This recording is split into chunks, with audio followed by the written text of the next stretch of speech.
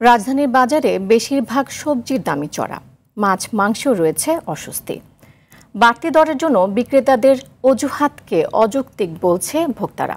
বাজার সহনীয় রাখতে তদারকি বাড়ানো সহ সরকারের কার্যকর উদ্যোগ চায় ভোক্তারা। মাহিনা আরাফাতের রিপোর্টে দেখুন বিস্তারিত। বাজারে এসে অসন্তোষ বাড়ছে স্বল্প আয়ের মানুষের। সপ্তাহের ব্যবধানে লাফিয়ে বাড়া নিত্যপণ্যের নাগাল পাচ্ছেন না অনেকে। চাল ডালের মতো অতি প্রয়োজনীয় পণ্য আছে এই তালিকায়। নানা অজুহাতে ধারাবাহিকভাবে বাড়ছে বিভিন্ন ধরনের সবজির দাম। খুচরা বাজারে বেশিরভাগ সবজি বিক্রি হচ্ছে 60 থেকে 80 টাকায়। গত সপ্তাহের চেয়ে আজকে 10-15 টাকা, কিছু ভেদে 20 টাকাও বাড়তি রাখছে।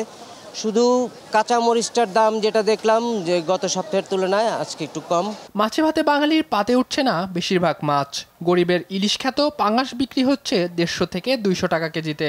বেড়েছে মুরগি ও ডিমের দাম। সব মাছের দাম কিছুটা বেশি, কারণ মাছের তো এটা তো সরবরাহ কম, কারণ এটা কাঁচামাল, এটা যত তার আমদানি থাকবো দাম তার কমবে। কাতলা 320 টাকা, পাঙ্গাস 180 টাকা, গ্যালাস কাপ 280 টাকা, আবদার 350, এটা 450। গত সপ্তাহের তুলনায় আপনার বয়লার দামটা একটু বাড়ছে। আর গত সপ্তাহে কক 300 টাকা ছিল, ওই সপ্তাহে 300 টাকা আছে।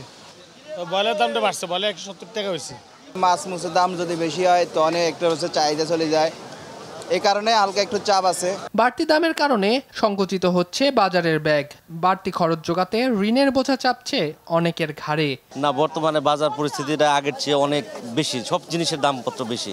আয় ব্যয় এখন বেশি, সব লোন করতে চায়, লোন করতে গিয়ে এগুলো শোধ করবে নাকি আপনার এইসব বাজার করবে, এই অবস্থা। নিত্যপণ্যের দাম সহনীয় রাখতে সরকারের কঠোর নজরদারির দাবি ভোক্তাদের। মাহিনা আরাফাত, RTV, ঢাকা।